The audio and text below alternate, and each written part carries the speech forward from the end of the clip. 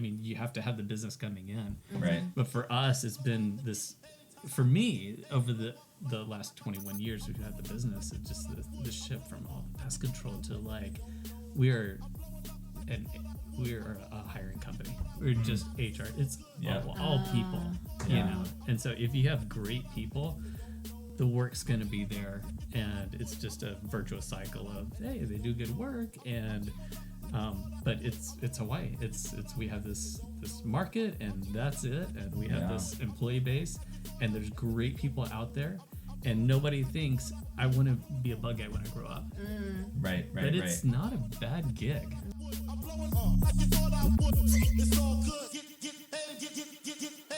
Welcome to the Deals and Aloha podcast, where we talk to entrepreneurs, local entrepreneurs, in hopes of inspiring you guys to get out there, take some risk. Get out of the rat race. Right.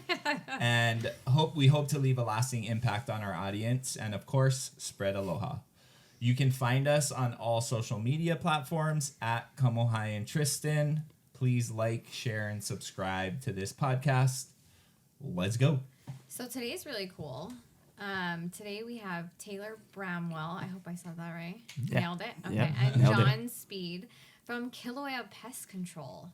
Funny story. They service our home. So I'm excited to have you guys on because we like having conversations just with other business owners and entrepreneurs. So I'm interested in what made you guys even get into this space. Were you always entrepreneurs? So like, let's start from the beginning. And you're two people. We're two people. Usually we're interviewing one person. So it's kind of cool to get multiple perspectives. Totally. So start at the beginning. How do you guys even know each other? How did you start being in this sphere of work? Yeah. So I went to school here up at BYU, Hawaii. Okay. And I had a brother on the mainland. I have a couple brothers, 4 sisters, and I had a brother that got me into the pest control space, doing door-to-door. Okay. So knocking. Door knocking. So I would go to school during the year, and then in the summers, just go knock doors in Southern California for about 4 months. Wow. And I'm from Texas, but I love being in Hawaii. I met my wife here, and but Southern California is fine too, and just for the summer, and a lot of opportunity there. So I would go knock doors, and remember the first summer I went, I was like, I will never do this again. And then I feel like that's a lot of people's reaction when they have to do that. Oh yeah. And just the money was just too good not to do it. And my brother was really good at door-to-door sales, and so he eventually started a company, and I worked for him for a couple of years, and then he sold it, and I came out here, and I had a friend in San Clemente that was like, hey, stay with the Bramwells, they're friends of ours. And so I flew over to take my licensing test, and I stayed at Taylor's parents' house. Oh, No crazy. way. Yeah. So we lived on Ha'oli Street by Kalama Beach Park. Yep. Okay. And we had a little Ohana unit in the back. And I was Yeah. little kid at the time. But Oh, no way. Yeah. That's crazy. He was probably like 11, 12 or Yeah. something. So, Yeah. Little kid. Nice. Yeah. Nice. So how long ago was this? Yeah. this is 21 years ago. Oh, wow. Okay.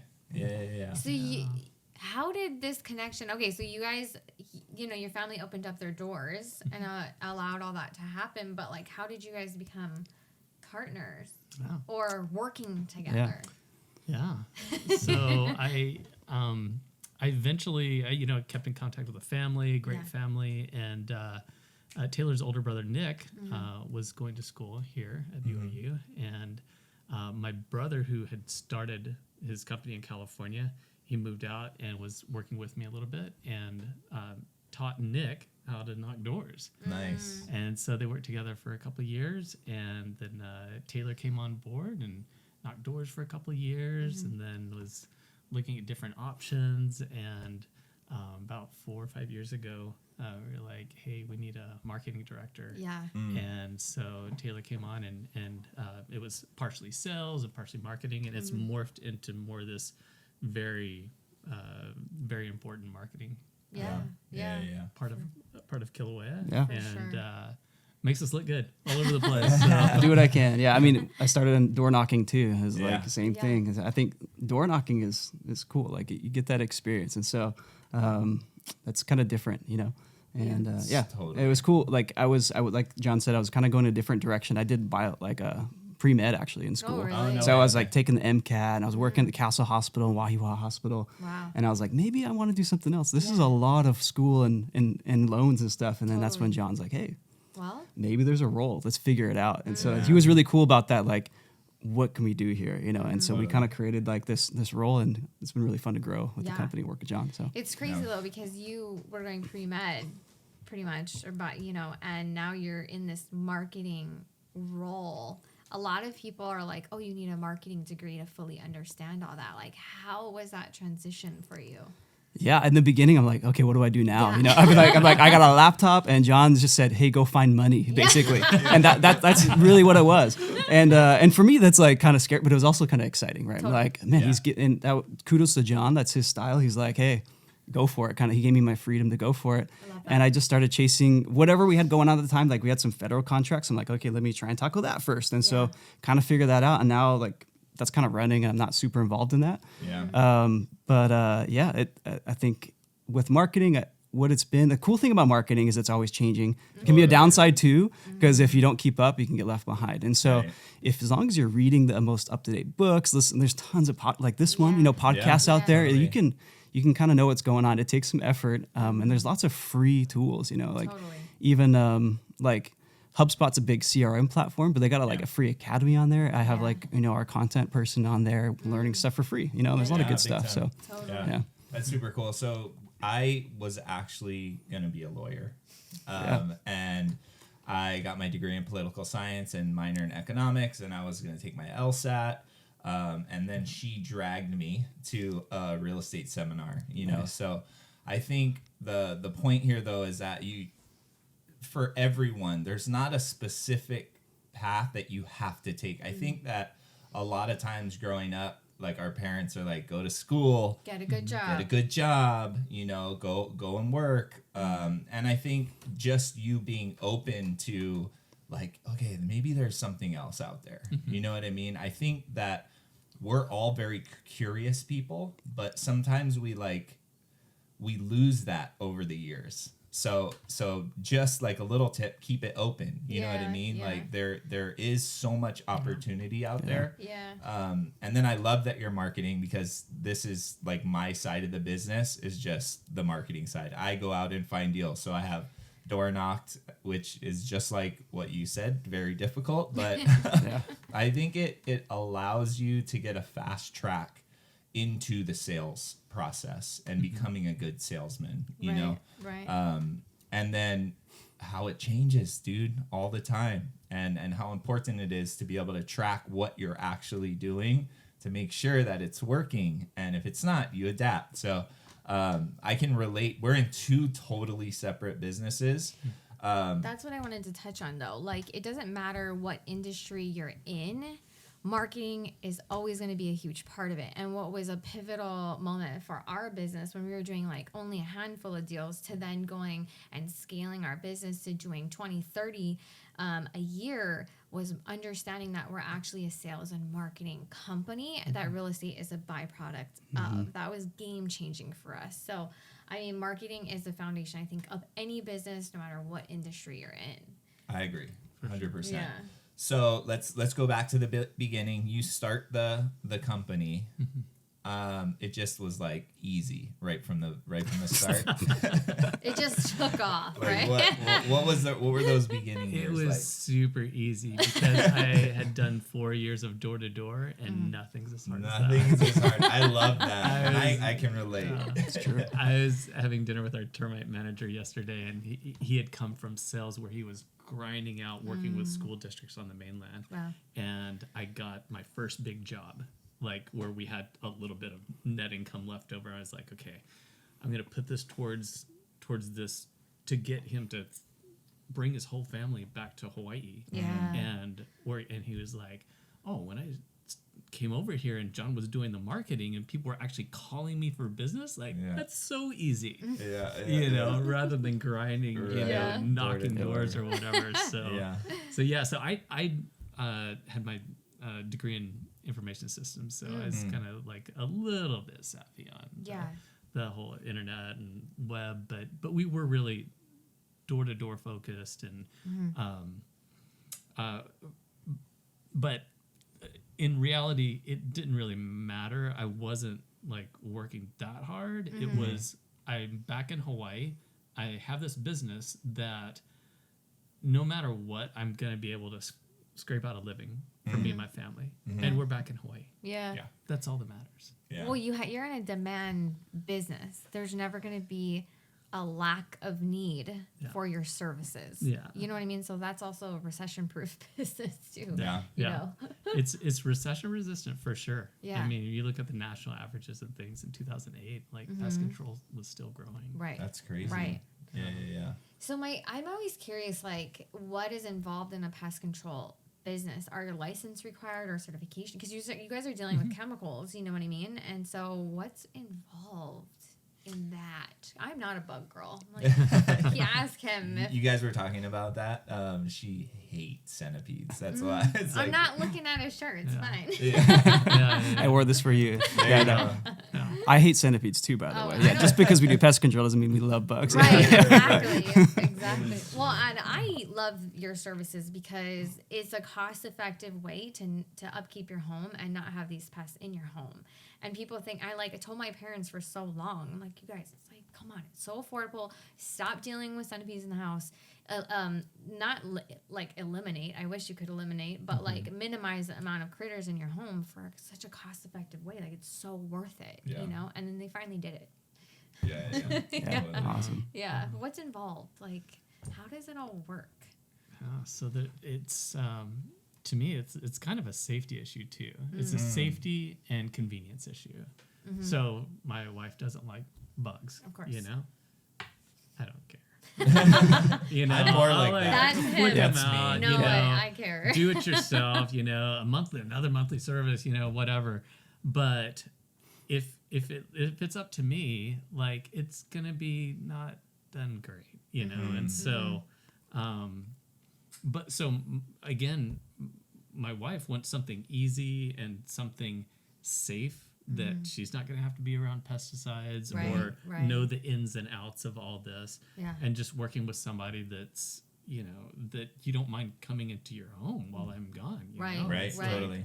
And so it's you were talking about marketing being so important, and it is. I mean, you have to have the business coming in. Right. But for us, it's been this, for me, over the last 21 years we've had the business, it's just the shift from all the pest control to like, we're a hiring company. We're just HR. It's all people, you know? And so if you have great people, the work's going to be there, and it's just a virtuous cycle of, hey, they do good work, and but it's Hawaii. It's we have this market, and that's it, and we have this employee base, and there's great people out there, and nobody thinks I want to be a bug guy when I grow up. Right. But it's not a bad gig. No. Yeah. I loved being a technician for so many years and seeing the customers and seeing their kids grow up and talking to people. And even when I was doing door to door, like seeing the inside of some of these homes in Southern California and just the design aspect. Yeah. And you're like, oh, that's that's cool. interesting. That's and I was cool. going to say, your home is like, I've been in a lot of these Yeah. style homes, Yeah. and your home is beautiful. Right on. Thank you. Like the Thank you. design and the Yeah. style, and Yeah. Right on. I love it. Yeah. Yeah. That's cool. So all these like byproducts of actually like going in and talking to these people, you know, it's super interesting. So, I mean, for us, the hiring process, did you figure that out like really early on? When you started out, what did the team look like? Yeah, it was 50% women. It was Nice. my wife and me. Right? Hey! It's similar start. Yeah, it was awesome. And my wife was like, I just don't want to take the phones. I was like, I came from door to door, like, I want to talk to people. Yeah. Somebody's interested, you know? Yeah. So, yeah, I'll take the phones, spray some bugs, and she took care of kind of everything back else. end, Back end. And, again, pest control is an amazing business. It's a great business, but it is hard to scale. You know, just getting customers is like few customers at a time, you know, and it's this snowball that can take a while. Right. But once it's going, it's like, okay, it's cool. We have this management team and everything else. But to your question, starting out is just me and my wife. And I did have my brother and a buddy of mine come out for a couple of months and knock some doors. Oh, nice. So we had like 120 accounts, right up. It was like, I think this will get us through the winter. So, you just try to do good work, and people refer their friends. And people, I remember I was going, my thing used to be like going to movies. Like, I'd go to work, but then I'd go sneak a movie in there, right? In the middle of the day. And I remember as I'm driving. I know. I'm driving down to Ward, and this guy calls. He's like, "Hey, I see your truck. I want some pest control service." And I'm like, "I'm the only truck." Yeah. I'm like, awesome. I should go to the movies more often. That's right. That was my genius idea from that. But I got a customer out of that, right? Yeah. And so just having the trucks, and of course in Hawaii we don't have billboards, right? So no billboards. Trucks are the billboards. No, Right. totally. And that's a great marketing mechanism, and it's also a tax write-off. So that's amazing. Yes. Yeah. I've been telling him our next purchase of a vehicle is going to be a company truck, and we're going to just put our logo all over that thing. Yeah. It works. Like we have a pretty large fleet now, and like I see a few of our trucks every day, almost. Like I see them all the time. And, like, at least every day. Yeah. Getting out there. Yeah. But I can respect the guy that has the ice cream shop around Kailua that has a 911 and is got the thing on the side of his truck. Yeah. Yes. Yeah. Like, what? You see the hustle and you respect it. Yeah. So over the last 20 years, I can imagine that it's grown substantially. So what does your team look like now? So now we're I don't know, a little over not 100 employees, but pretty close, 90 something employees, and it's always changing, right? Of course. So people come in and out, and then we have a leadership team, because a lot of companies, when you get to like 2-3 million, usually you're on the mainland, you're opening up another location, right? And here it's just like, well, I don't really want to have another location, so we've kind of divided it up into divisions. Yeah. Right? And then we have corporate that has the HR and the marketing and things like that. But but basically, so we have a termite manager, residential pest control, and we recently, a couple years ago, split off a commercial division. So the commercial division is really cool, because then we can we're at scale enough to really compete and do whatever the national companies are doing, because the national companies kind of own the hotels, and a lot of times there's national accounts that you really can't get into, but there's a lot of business on the table that a lot of companies they have choices, right? They have the national brands, but to have a local company that can really customize whatever they need is pretty special. I totally agree. I mean, you mentioned just employees and what is involved in actually growing a company is having human beings a lot of the time, and human beings can be hard to manage. And then you mentioned a leadership team. So like, how has it been? Because before I was in the real estate space, I owned and operated a nonprofit with my best friend, and employees are always one of the hardest things that you have to deal with in any company. How is that for you? Like, have you picked up things along the way that you can pass on to other business owners to help nurture employees, have them grow in commitment to the company and be loyal, and what are some of those things that can you just talk about that? Because I feel like any entrepreneur or business owner knows exactly what I'm talking about. Yes we do. And for me, I talk to business owners sometimes, and they're burnout and they're kind of over it, and the employees have like worn them down. And a lot of times I see that it's like the boss and then these employees. And it would burn me out too. Totally. But if you have a team and can kind of spread the wealth and help to have that one-on-one connection with the employees, and just in everybody's head, kind of like, employees are like the most important thing. Totally. Like, and to invest in that, and to have a good team, you can do whatever you want. Yeah. But without that, you can't scale no matter, what the marketing is, right? Right. It's like, 100%. And for a home services business, the customer service side of that, the reviews, just, it's Hawaii, it's a small place, Yeah. you have that reputation. Totally. Right. And Yeah. so, Coconut wireless. Yep. Right. Exactly. Right. And so investing in our people and doing, the frou-frou stuff and having the parties and having even the daily stuff with the ice cream and the little parties and dress this way, the holidays totally. and It's stuff. Aloha Shirt Friday, all that stuff. Exactly. It all makes a difference. Yeah. I So think- it's worth it, Yeah. is what you're saying. Yeah. Oh, for sure. I mean, if it depends how much you want to grow. True. Right. And we've got a long way to go. So, hopefully we're a lot better in 5 years than we are now. Right. And we're a lot better now than we were Right. 5 years ago. Right. We're Totally. just constantly improving on what else can we do? What else do the employees need? And a lot of times it's an individual basis, people are struggling financially Yep. or need help. Their kid has a divorce, they need an attorney. That Yep. might be something I can help with. Right. That 100%. I Connection, yeah. referred to them. Yep. But if we don't know their individual things, like we don't want to get in their business, but let them know that, hey, we're available for a lot more than just A paycheck. Paycheck. work stuff. And Yeah. so we have an amazing HR director. That was like my wife's best friend, and it just turned out she's not an HR person, but she's a people person. Love that.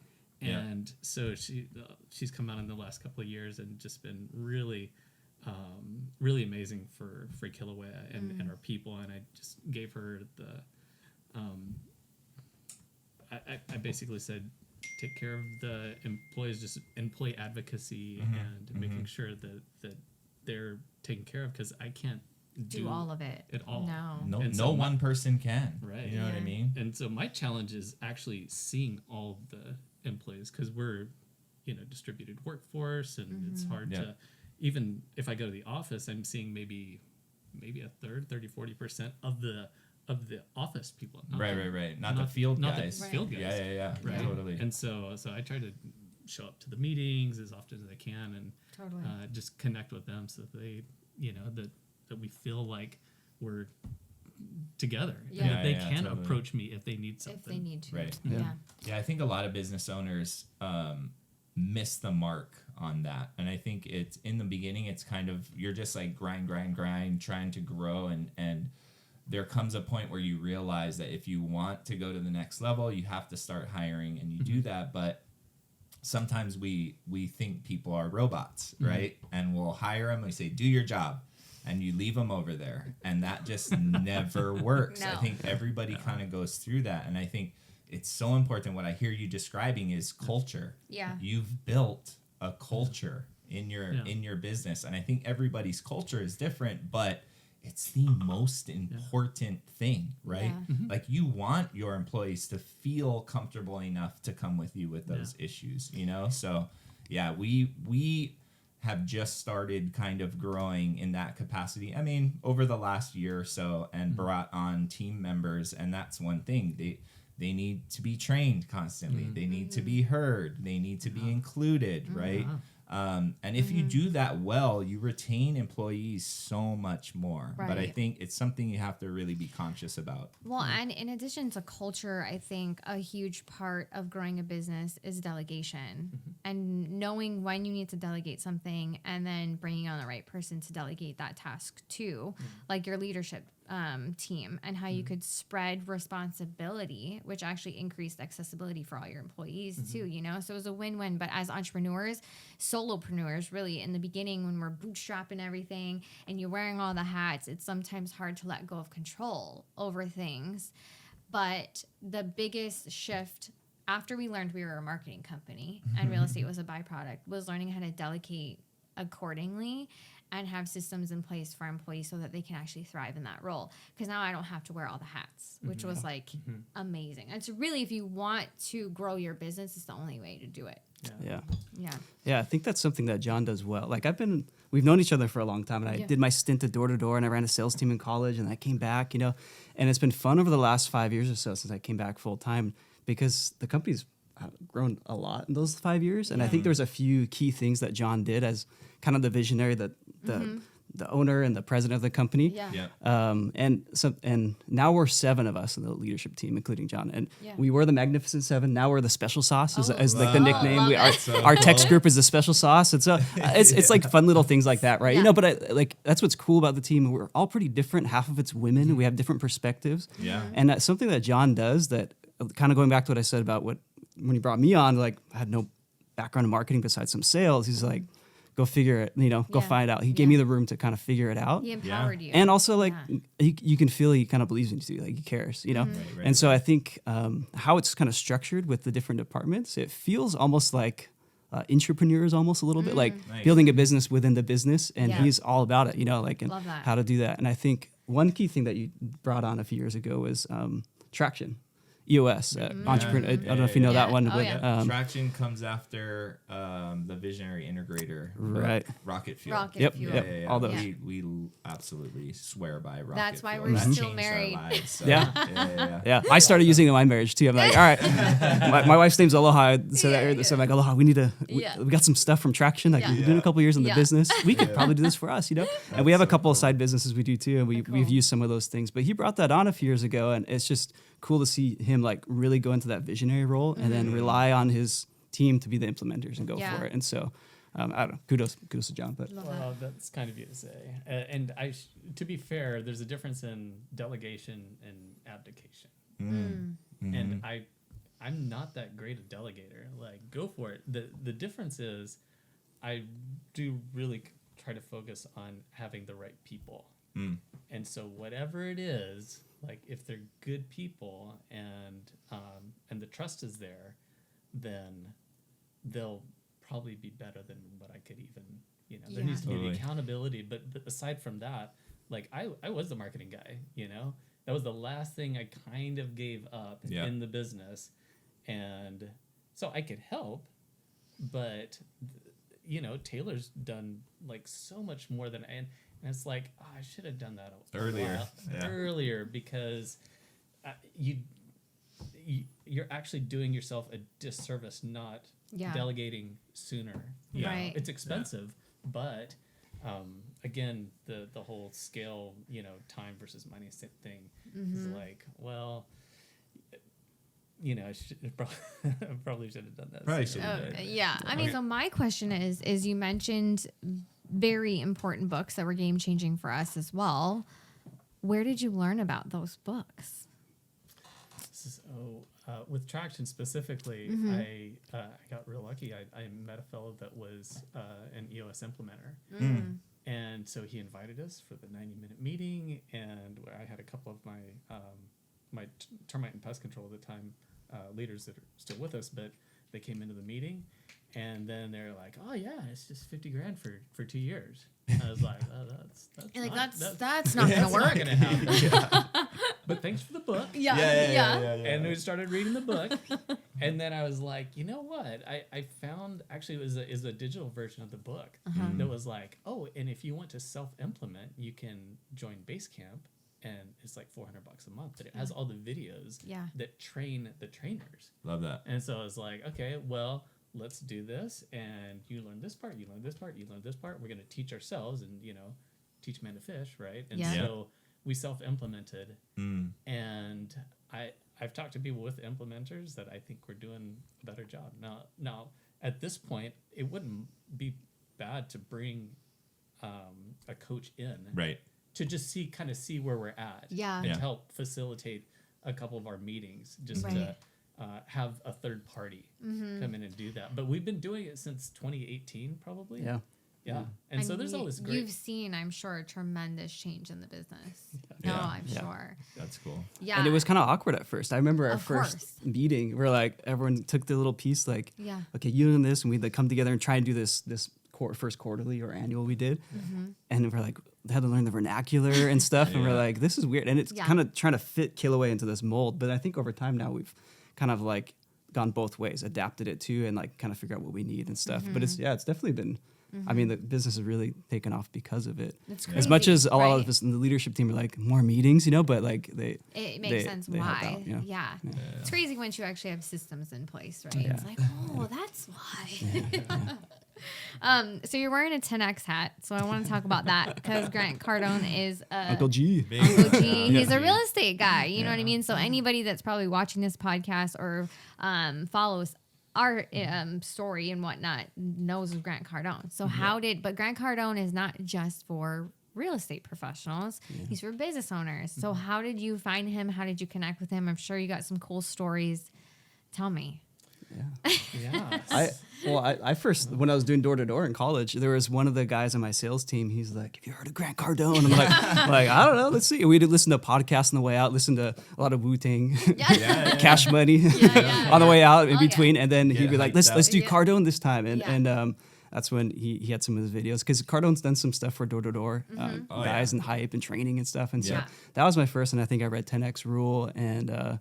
Be obsessed or be average and a few other ones a long time ago. That one's good. And like, it's so funny because my wife, she's like, I can't stand this guy because his Louisiana accent, his drawl and stuff. But for me, I'm like, man, this is just gritty and fun, as a salesperson. So that's how I first got into it. And then we ended up going to one of the conferences a few years ago. But I don't know, what was your first with Uncle G? I honestly don't recall, but at the time I had joined a peer group and I'd worked. You had to be at a certain level of business. Right. Totally. I learned about it, and so I was like, okay, I'm going to join that it's a pest control specific peer group all Love over that. the U.S., but maybe 18, 20 companies in it. And so my first meeting was in Florida. Happened to go down there, and Taylor happened to be down. Oh, no way. I was on the East Coast already. Yeah. East Coast. And he's like, hey, I think they have like buy one, get one for the... Sick. Like, you want to meet me in Miami? And he's like, let's do it. So we met up in Miami. Marlins Stadium. And it was 3 days of... It was crazy. Craziness. Yeah. Well, I think we both read the books and stuff, but it was wild. Like the first day, like I think Snoop Dogg rolled out in a Rolls Royce with 10X all over it, come and on. Cardone came and he skydived into the baseball stadium with a 10X parachute and a 10X jumper, and then he auctioned it off for $20,000 in front of everyone. He's like, "Who wants this? I'll sell it to you right now." Yeah. And he like sold it. The first thing he did, and Lil Jon was there the next day, and then of course all these great speakers like Jesse Itzler was one that I remember that, and Sarah Blakely were really cool. But it was good. Yeah. He definitely knows how to throw events. Yeah. There's none like that. For sure. I mean, and his sales program is crazy. He's really known for that as well. So, I mean, it sounds like to me, the education and the self, growth that comes with that, masterminds, all this stuff. It sounds like you're always trying to make yourself better. Through those things. Where did that come from? Is that just something internal where that you need to constantly be doing that, or do you have like a mentor? Like, I don't know that I have a mentor.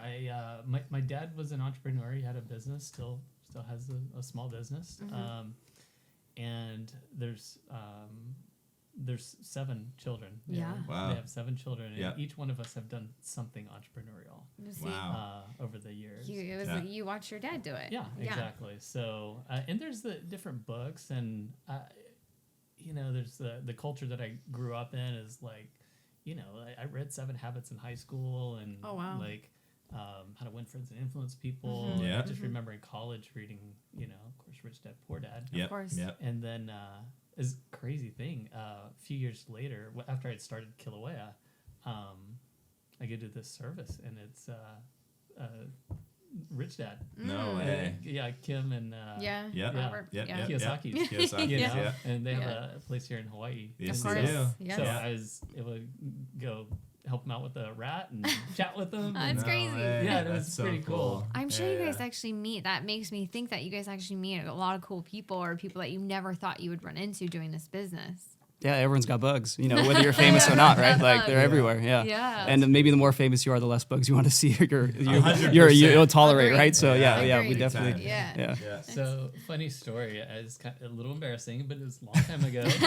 Early days of Kilauea. Disclaimer. Yeah. Right. Yeah. We had so it's actually your brother Nick was a technician for us in high spraying school. bugs. And so he sprayed this house, and going along through his day, I get a call a little later. This guy is like, "Hey, I got a pest control service from you today, but I'm not a customer." What? So he sprayed the wrong way. house. No way. And he was a main character on Lost. Oh, no way. And he's like, That's but so hey, classic. he did a good job. I'd like you to. I want to get on sign up. He wants to get on I want to service. get on service. And What a beautiful mistake. A beautiful mistake, and he's still on service. That's Oh, no way. crazy. Yeah, that's probably Love like that. 16 years ago or Yeah, something. yeah. Yeah, a long time ago. Wow. long That's time crazy. ago. That's so Yeah, I would have cool. been like, I'm so sorry, but thank you so much. I He know. never stopped the service, though. Right? Yeah. That's so classic. That's great. So where did Kilauea The name. come from? Name. I'm sure that, because when we're starting our business, that's one of the most important things. Yeah. You know, we put a lot of thought into it. We're like, okay, we're gonna be married to this for a while. Like, I'm interested to know Yeah. like where it came from. Yeah. Well, so it's kill away a pest. Dude, no It's a bad way. dad joke. Yeah. It's a bad dad joke. That most people Exactly. miss, but when you explained Yeah. it Makes it may get a perfect chuckle, sense. may not. I don't know, but some people love it. That's so good. So Yeah. I was thinking about names, and I didn't want something super local, Yeah. like, East Side or Kilauea Pest Control, Yeah. Yeah. or Yeah, yeah. Kailua Yeah. Pest Control. Yeah.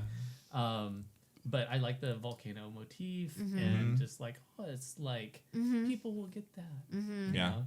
Yeah. And then it just totally missed the mark. Like anybody local is like, "Oh, you're from the Big Island." Yeah. But, so that's what it is. Yeah. It's like just stupid alley. What That's so funny.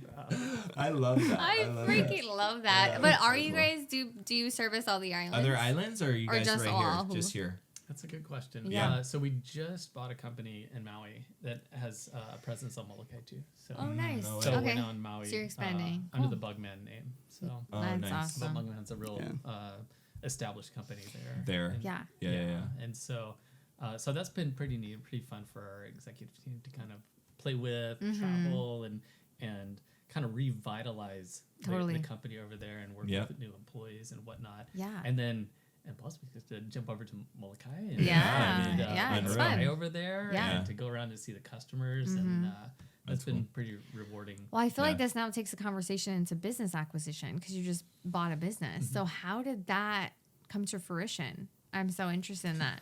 Yeah, so I'm trying to think back. So my brother had a company in Orange County, California, and we were kind of expanding, and it was door to door, and he had gone down to San Diego, and we'd sold some accounts down in San Diego, and after a while, it was like, oh, you're driving through Pendleton, and it wasn't worth it, and so I sat in some meetings with him and this Lloyd's Pest Control, a very large pest control company in Southern California.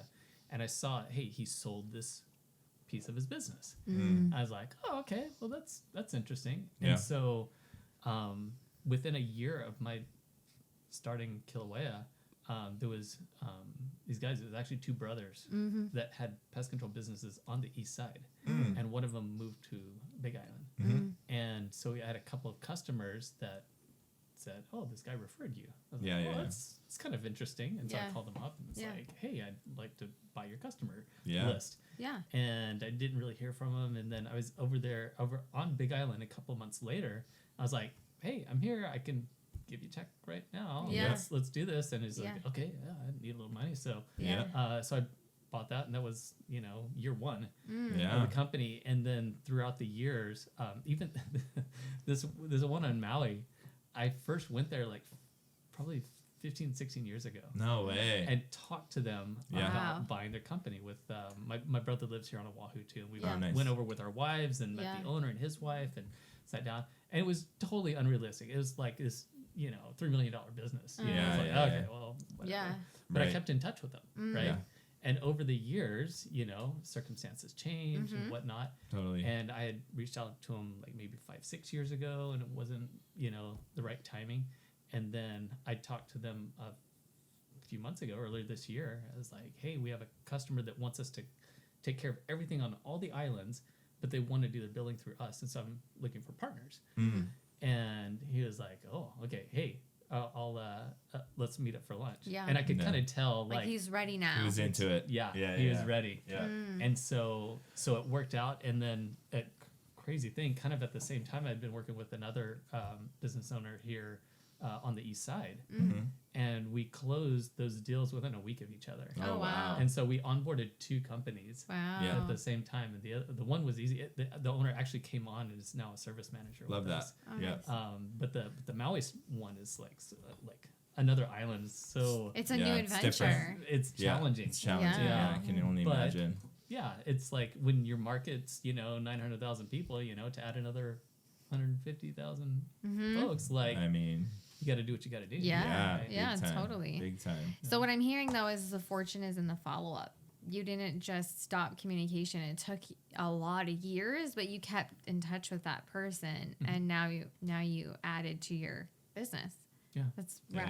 Yeah. Fortune is in the follow-up. Super similar for us. I mean, so we have a marketing branch. Most of the houses we buy, I know she mentioned it, we probably do 30 fix and flips a year on Oahu. And most of those are direct to seller. So we're sending out direct mail. We're cold calling. We send out text messages. We also do like PPC, Google ads and stuff. All the marketing stuff we do. And our KPIs are like, we don't just, it's not a one call close for us at all, especially with houses, right? Because I mean, we're talking about 1.1 median home prices. So there's a lot that goes into it, but we're normally getting deals locked up after about 17 follow-up calls. And that's over a 3-month period. I mean, we just bought a house where I was talking to the owner for 2.5 years, so it is important that you have the right systems for follow-up. And I'm sure like you guys have it all dialed. But that's such a huge piece to the sales side. You know 100%. What I mean? What kind of marketing are you guys doing right now? Yeah, mostly our online presence, and then Coconut Wireless are things driving thing. I think something that really John did really smart, even before I came on, that we've tried to keep going is the online reviews. And as you know, probably like Hawaii is like, it's kind of funny. We're like a few years behind than mainland, right? Even in high school, I remember when Sublime was kind of popular. It was already popular like 3 years. And previously in California, so we're just a little bit behind trailing. And so if you can like find those things that they're doing over there and do it here, usually you're kind of early, right? Or you're a little ahead, right? And so I think something he did really good is go after the online reviews. And so right now we're still kind of leading the pack as far as online presence, good reviews, and a lot of them. There's a few other companies trying to kind of crack that. They're catching on. But stuff with like Yelp and Google and stuff have been really good. And then, and then I think just good customer service, goes a long way, especially Hawaii, right? Like, just people referring like, Kilauea is great and go for it, And then we do a lot of stuff with like local, like associations like NARPM and BOMA and HBR. Like I serve on the board for Honolulu Board of Realtors in North Shore region. I'm the treasurer. And so we do a lot of stuff there. I love working with the real estate industry and stuff. And so we do a ton of TIRs, like termite inspection reports. And so just staying active and like being, some of ours. I hope so. We do quite a few. We do quite a few. And we do some great warranties and things there that make it a little bit interesting and stuff. So, that's the bulk. There's a lot of little things. We're always trying stuff too, right? Right. Yeah, that's super cool. I feel like I want to ask how it is doing business here, because for us in the real estate industry, when we got in it, we're like you. We're like, hey, we need to learn everything. There wasn't necessarily any programs or education from people here in Hawaii. And so we had to go to the mainland to find that, right? Grant Cardone, Pace Morby's one of our mentors, Fortune Builders in Southern California. They're a big real estate company, but they had offered education. There just wasn't any here. And what they taught us was good. Like we learned the principles of real estate, but then when we came back here and actually applied them, we realized that things were a lot different.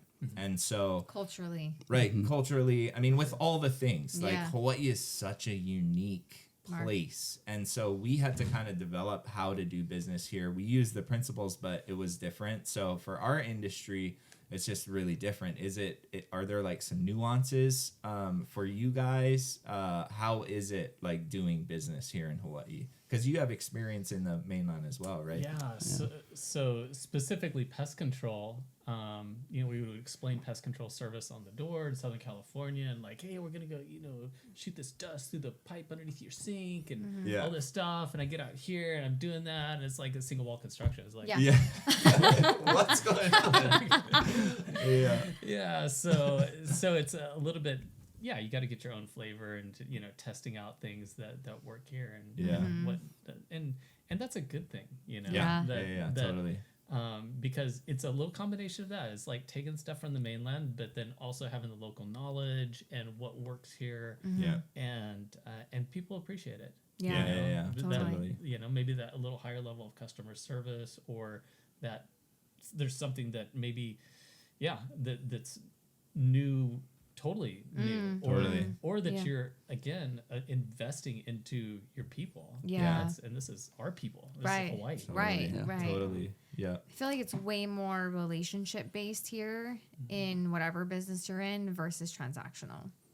And I think if you're leading with that, you'll have a lot more success. Yeah, I mean, everything that you were talking about is relationships. You know what I mean? So. And I think it's little things too. Like one thing that's great about Kilauea is we're a large company, but I think we try and have customer service like a small company, because like the one-man band customer service from pest control, like they're probably gonna have the best customer service because it's like one guy. He knows his 100 customers. He's watching their kids grow up, and we have that too. But we're large. As you grow, it gets harder and harder to get as personal. Of course. But simple things like having our office here on island with local people that know how to pronounce the street names. Like, huge deal. I know people that call a phone center in Kentucky because it's a big company or something or wherever, and they're like, they can't pronounce like. It's like, oh, okay, by the lake, or whatever. That goes a long way. There's an automatic like disconnect. Automatic. You know how Hawaii is. Like if they're like, oh, you can't pronounce my street, it's like an instant turn off. And but then if you can get that rapport, people are super loyal here.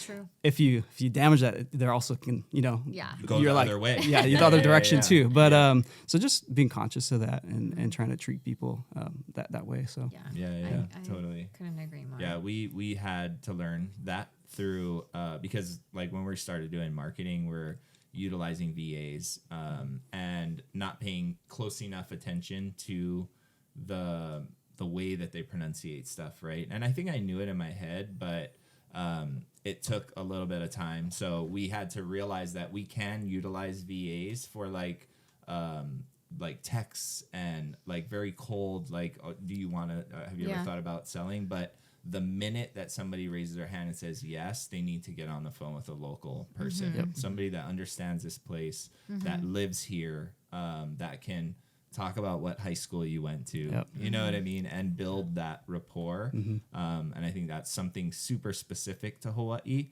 and it's super important. Yeah, people are proud of Hawaii. People are from here, they're proud of it, and they want you to respect that. So Totally. I grew up here as a haole, right? So I'm a little bit in between, but like I feel that, right? Totally.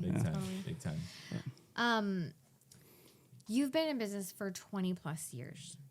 What do you think is I don't know if it's one thing, it's probably not, it's probably a combination of a variety of things, but why have you been able to be successful for this long?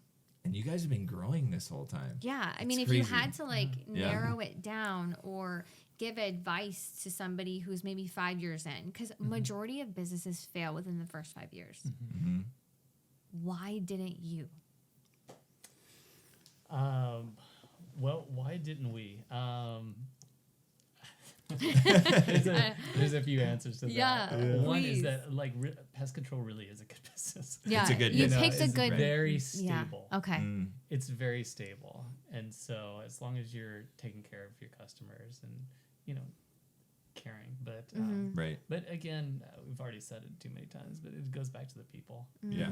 Like if you can build a team of great people, then it sells itself. Yeah. True. The trust is there, the trust for the customers, and then as as we grow, you know, we're getting into other things. Like I always think about the one-man band, you know, who can care? How can my technician care more than this guy? Right. Like maybe not, but I can hire great people, and the resources that we can support our guy with are a lot more than that one-man band.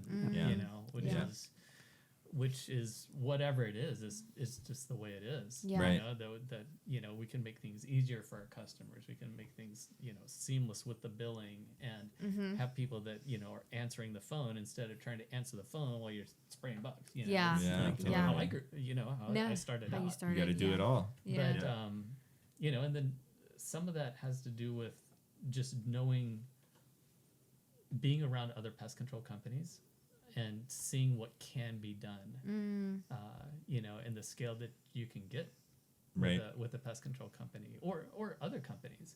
But just knowing what's out there. I mean, we were talking about Uncle G, right? It's like, you know, how far can you go? What is the opportunity? What is possible? I love that. What's possible and what's realistic?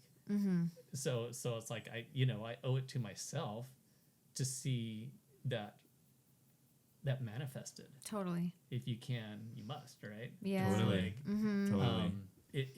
If you know that this is the potential, and you put it out, and you have a team, a great team running with you, then it's like, hey, we're all on the same page, and like, let's go do this. Yeah. You know, because why not? Yes. Yeah. Big time. That was good. I can relate to that in so many ways. So like 100%. people building your team, delegation, sourcing the right people to join you on your journey, being in rooms of people that are doing big things so that you continue to dream is critical, I think, as business owners, because you know it's hard. When you're the one responsible for everything and everyone, it can get daunting. So I think constantly being in rooms with people that are doing things at a much larger scale than you is critical. Yeah, I think a lot of times we're limited by our sphere of influence and the people around us, right? Like if the most successful guy in your peer group is this, then that's your cap normally, right? But the minute that you start searching out for people that are just doing these crazy big things and you surround yourself with those people, the possibilities open, you know? Totally. And I think that's been one thing that we've always like strove for. Like we want to be in the room with like you guys, right? You've been in business for 21 years. You've built a team of 100 people. Like this is mind blowing to me because we're a small business and we understand how difficult that is, right? And then just talking story and learning from each other. Like there's nothing better than this. That's why we love the podcast space, because we're selfish, right? Like we're learning from you guys today, you know, and we build a relationship, and who knows, down the road we collaborate on something. You know what I mean? So this is what it's about. I need you guys to actually go and start on the Big Island, because we have a lot of properties up there. So we did Hilo Airport for quite a few years. Oh, really? No way. And we do go over there. In fact, we're going over there next weekend for a big project. But what has been your biggest triumph or your biggest success in your journey thus far?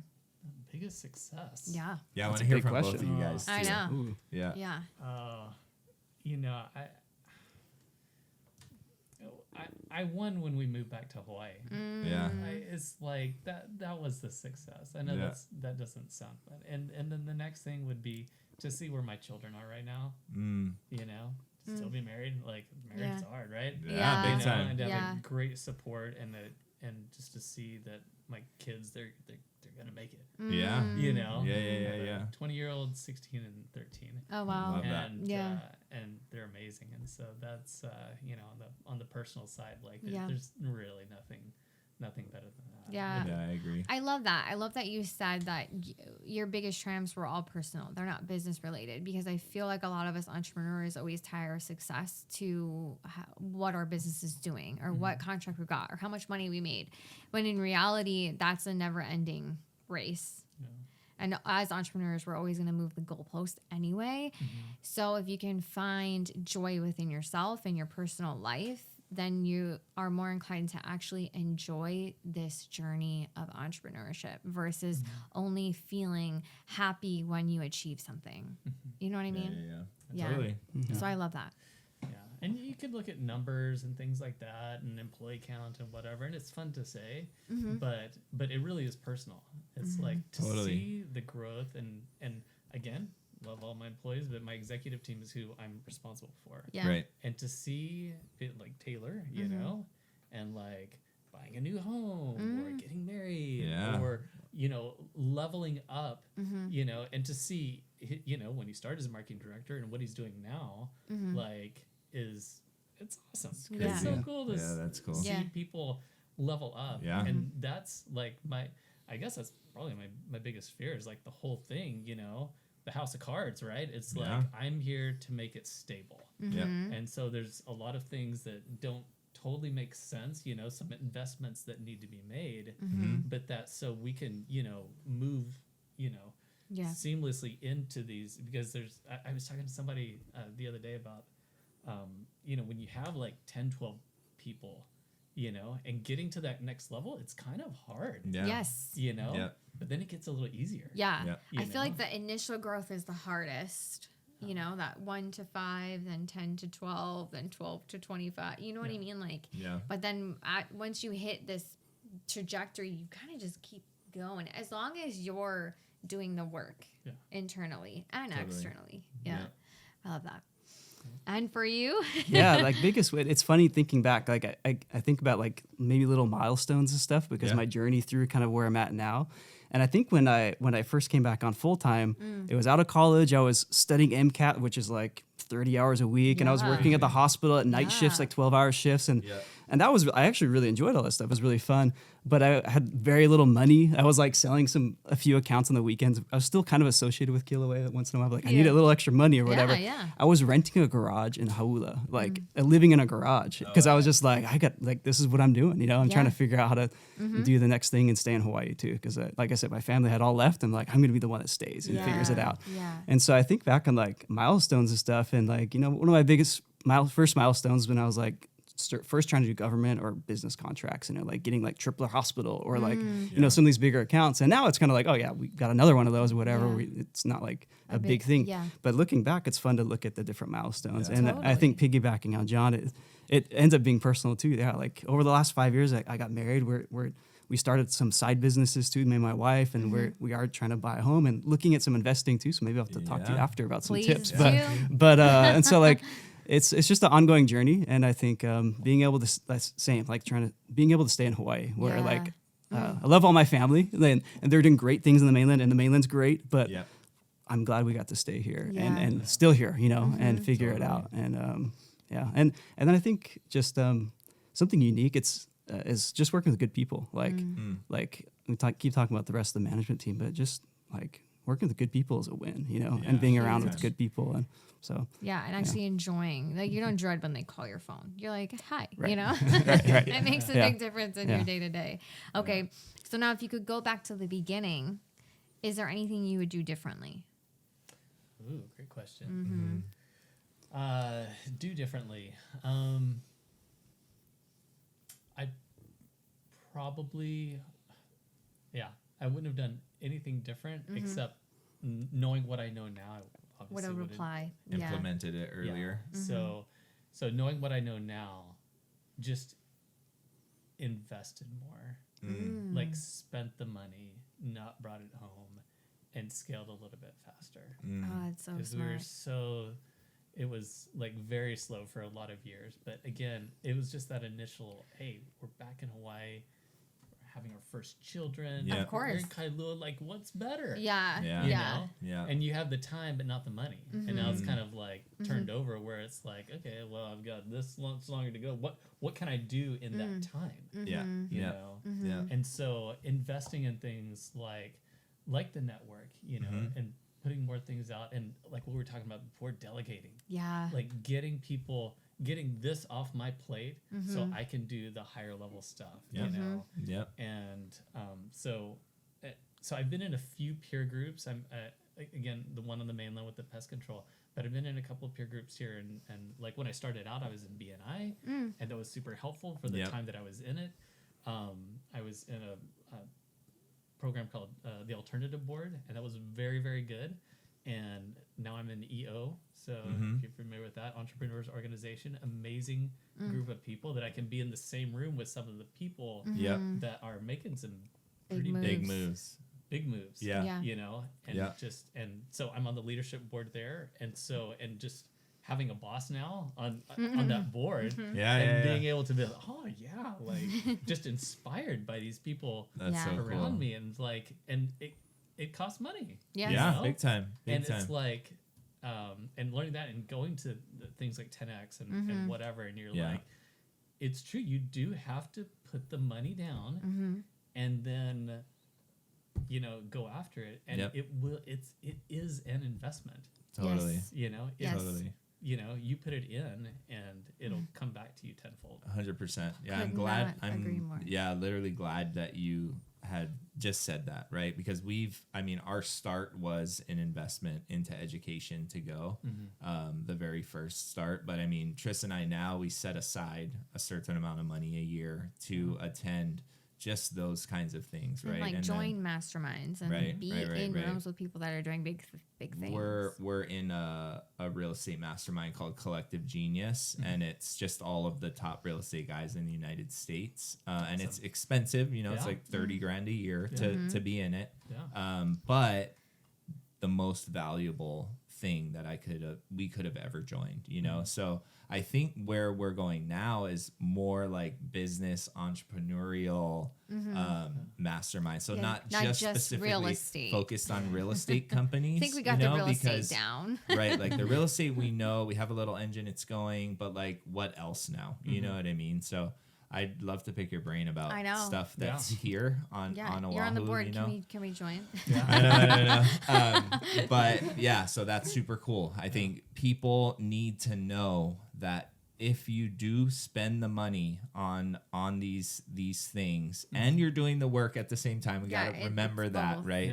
Yeah. That it does come back tenfold, at least. Yeah, I love that. What about you? Would you do anything different? Not go to med school, maybe. I think looking back, like almost piggybacking in that too, like because I was learning my position and where I can help, you know, and figure it out and learning the marketing and stuff. Some of the best help I got finding out that role was actually piggybacking on some of your peer groups. So he was talking to the owners. I'm like, hey, give me a list of the marketing directors because they've been doing it, you know, and they're like a little bit bigger than us here. Yeah. And I just want to call them up. And not all of them have the time or whatever. Right. And I try to like make it valuable, like what can I offer you or like whatever. But getting on even like a 30-minute phone call with someone in a non-competing market where you would like to be in a year or two or something. I wish I'd done that like from day one.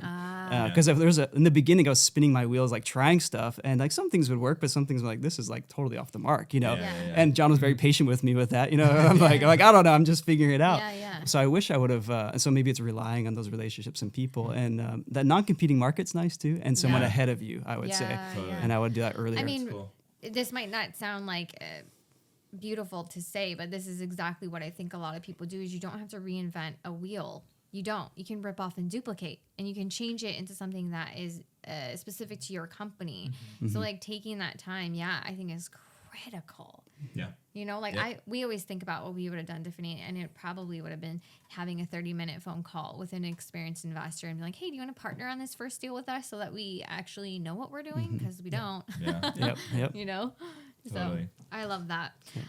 What impact or what message do you want to leave with the audience? I know. It's a big one. If you got bugs, give us a call. Yeah. Love that. What's the number? What's the number? How can people find you guys? It's 236-BUGS.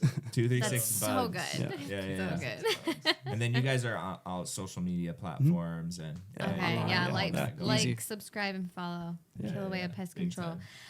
One tip you could leave anybody that is dealing with bugs. Ooh. Well, I want to real quick. Oh, okay. What is the most common complaint for bugs in Hawaii? Like, what is the major thing? You guys are always like, it's okay, roaches, I need to right? get this. It's roaches. And then what she asked you. Most common complaint, and then the tip. Biggest tip. Yeah. What would you say most common complaint? German roaches? Those are the big ones, maybe, right? Yeah, when you're talking pest control. But speaking financially, by far termites are by far the biggest 100%. thing in Hawaii. Okay. Like we've got both the drywood and the ground termites. Yeah. They're brutal.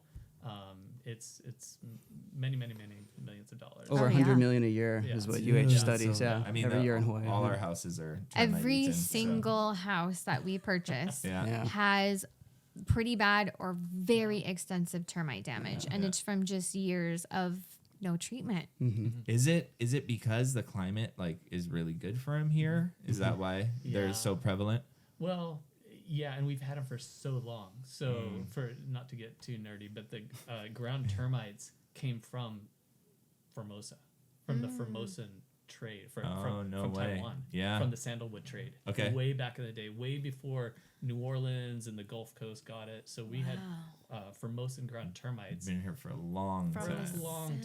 Yeah, and so they're on all the islands, and they're just brutal because the drywood termites, they'll eat, your table, in 5, 6, 7 years. Ground termites, give them 2 months and they'll gone.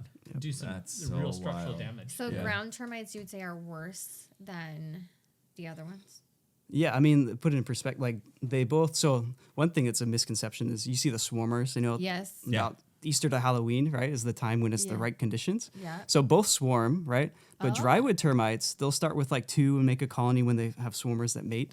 And they'll be in a couple of years, there'll be a few hundred. But ground termites will move in colonies of 10 million at a time. And we've seen houses bulldozed in a few months after getting them. And by the time you catch them, it's probably too late. so much damage and pretty late, right? Yeah. And so I would say being proactive about it, or just being a little bit informed in what to look for.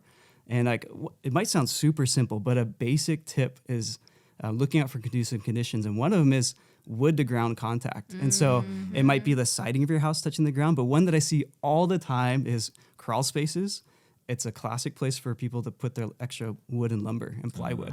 And there's just if you think about it, what do termites eat? Wood. And especially if there's some moisture there, they want wood and moisture. Yeah. And so if you have underneath your house, it's so humid, that's just a buffet. You're asking for termites to come and just eat your house. And so just putting your wood underneath your house on something, not touching the ground, it helps a little bit, right? And so interesting. Crazy. Well, what do you look for besides wood to ground and moisture? How do you know if you have termites? I mean, we know, but for the person that doesn't.